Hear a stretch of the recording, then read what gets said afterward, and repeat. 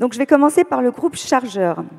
Alors, le groupe Chargeur, on l'a découvert, vous êtes très discret, mais en découvrant le groupe Chargeur, on s'est dit, mais ça, c'est pas possible. Il faut un Hermès pour ce groupe parce que vous excellez dans tous les domaines, c'est assez incroyable.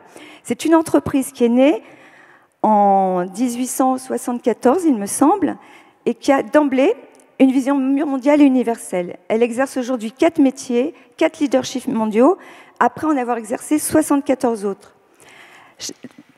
Chargeur a répondu aux attentes des époques qu'il a traversées et a anticipé les mutations technologiques, financières et sociétales avec des redéploiements exceptionnels, sans jamais perdre son identité, ses valeurs et son ambition. Et à chaque fois qu'elle est allée sur un secteur, Chargeur a été leader mondial. C'est assez impressionnant. Avec 95% de son activité à l'international, Chargeur est aujourd'hui un des leaders mondiaux. Les business standards de Chargeur, c'est très simple, c'est l'innovation, les talents, donc les ressources humaines, très important chez Chargeur, l'environnement, grand respect de l'environnement, le digital, bien entendu, l'engagement sociétal et la gouvernance. La gouvernance est extrêmement importante pour permettre une pérennité sur le long terme.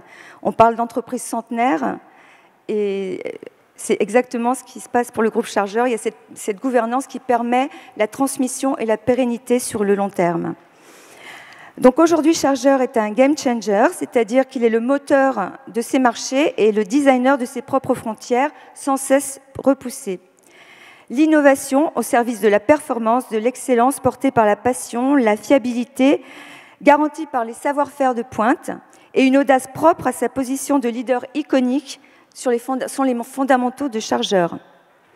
Les 5 talents retenus pour l'attribution de l'Hermès sont le monde comme référentiel. Donc nous l'avons vu dès le départ, l'idée était de relier les mondes, c'était les bateaux, la construction de bateaux qui reliaient l'Europe à l'Amérique du Sud, mais après bien au-delà, l'excellence comme principe, le développement durable comme objectif, l'audace partagée comme mode d'action et la pérennité comme résultante. Donc je vais appeler Joël Fabre-Holmeister pour recevoir au nom de Chargeur le prix Hermès de l'innovation dans la catégorie meilleure synthèse créative.